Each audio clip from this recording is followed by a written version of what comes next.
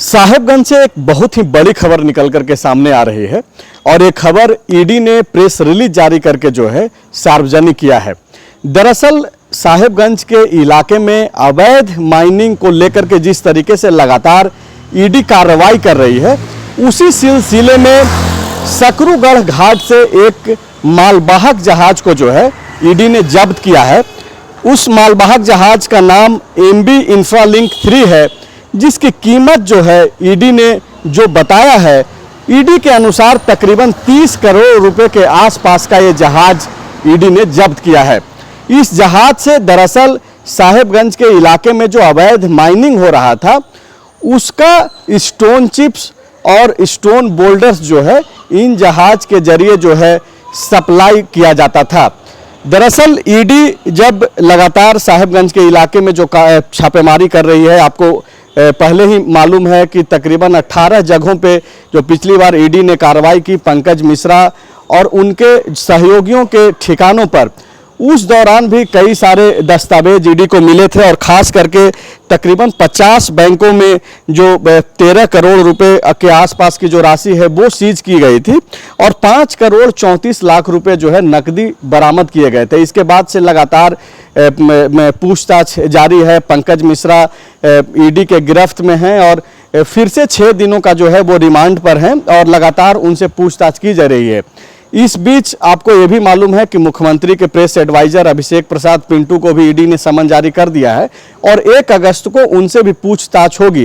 ये जो पूरा अवैध माइनिंग का जो कारोबार एक तरीके से साहेबगंज और साहेबगंज के आसपास के इलाके में चल रहा था, ईडी लगातार उस पर कार्रवाई कर रही है और बार बार जो है खुलासा करके हम लोगों तक ये जानकारी भी साझा कर रही है। दूसरी दफ़ा है आज का दिन जब ईडी ने बाकायदा प्रेस रिलीज जारी करके जो है कोई आधिकारिक बयान दिया है।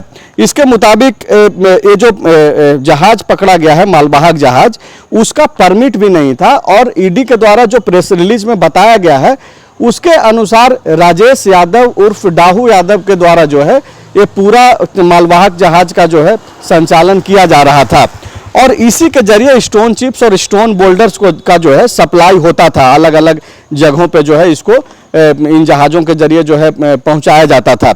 मुफस्सिल थाने में इसको लेकर के FIR दर्ज कर दिया गया है। IPC की धारा 188, 282 और 420 के तहत जो है मामला दर्ज कर दिया गया है।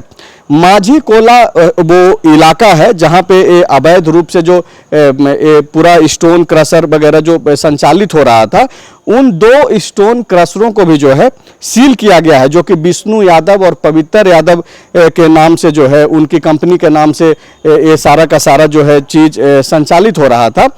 उस कंपनी का नाम है माँ अम्बा स्टोन वर्कर्स, जिसके द्वारा माझी कोला इलाके में जो है अवैध रूप से स्टोन क्रशर्स का जो है संचालन किया जा रहा था। ईडी जो पिछले कार्रवाई के दौरान जो छापेमारी कर रही थी, उस दौरान इन 2 स्टोन क्रशरों को भी जो है जब्त किया गया। इसके अलावा मौजा सिमरिया में विष्णु यादव द्वारा संचालित अवैध खादान भी मिला है। मौजा देम्बा में भी अवैध खान का पता चला है, जो जहां पे लीज से ज़्यादा ज़मीन पर जो है खनन कार्य किया जा रहा था। इसको आप ऐसे समझिए कि अगर 1 एकड़ ज़मीन अगर किसी को मिला है खनन के लिए आधिकारिक रूप से, तो वो 1 एकड़ के अलावे भी जो है वो खनन कर रहा था। तो ऐसे में अवैध खनन का जो मामला बनता है, उसको लेकर के इन जो देम्बा में जो चल रहा था विष्णु यादव के द्वारा, इन लोगों के यहाँ भी जो है कार्रवाई हुई और इन चीज़ों को भी जो है सील किया गया है। तकरीबन 37.5 मिलियन क्यूबिक फीट जो है अवैध उत्खनन किया गया। जब ईडी लगातार इन सब चीज़ों का मैपिंग कर रही है कि साहेबगंज में जो अवैध जो कारोबार हो रहा था, अवैध जो माइनिंग हो रहा था, वो किस कदर कितने व्यापक स्तर पर है, इसको आप समझिए कि तकरीबन 37.5 मिलियन क्यूबिक फीट जो है इसका अवैध उत्खनन किया गया। तो एक बहुत बड़ी खबर है जो ईडी ने प्रेस रिलीज के जरिए आज स्पष्ट किया है और ईडी 25 जुलाई को जो झारखंड राज्य प्रदूषण नियंत्रण बोर्ड, जिला खनन कार्यालय, साहिबगंज जिला वन कार्यालय सहित अन्य अधिकारियों के सहयोग से लगातार इस तरीके की कार्रवाई साहिबगंज के इलाकों में कर रही है और लगातार लोगों की पहचान की जा रही है कि कौन वैसे लोग हैं जो अब भी अवैध खनन का काम जो है वो कर रहे हैं। हालांकि एक तरफ लगातार ईडी जिस तरीके से कार्रवाई कर रही है, पहले पंकज मिश्रा जो कि सीएम के विधायक प्रतिनिधि हैं उनसे पूछताछ की गई, उनको गिरफ्तार भी कर लिया गया जैसा कि मैंने पहले आपको बताया भी, और अभी भी वो रिमांड पर हैं। इससे पहले दाऊ यादव से भी पूछताछ की गई, हालांकि अभी उनसे पूछताछ नहीं की जा रही है।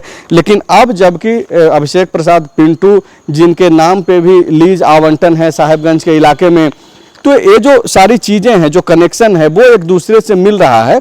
और अब जब 1 अगस्त को जब अभिषेक प्रसाद पिंटू से जब पूछताछ होगी और उसके बाद जो खबरें निकल करके सामने आएगी तो उसमें और ज़्यादा चीज़ें स्पष्ट होंगी कि आखिर कितने बड़े व्यापक तौर पे जो है अवैध माइनिंग का जो एक कारोबार है उस पूरे इलाके में चल रहा था।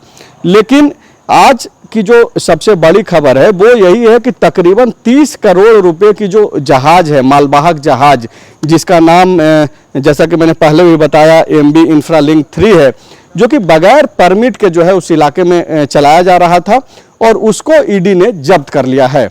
बायोम डॉक्टर बनने का है सपना मगर सही गाइडेंस की है कमी, तो आए बायोम।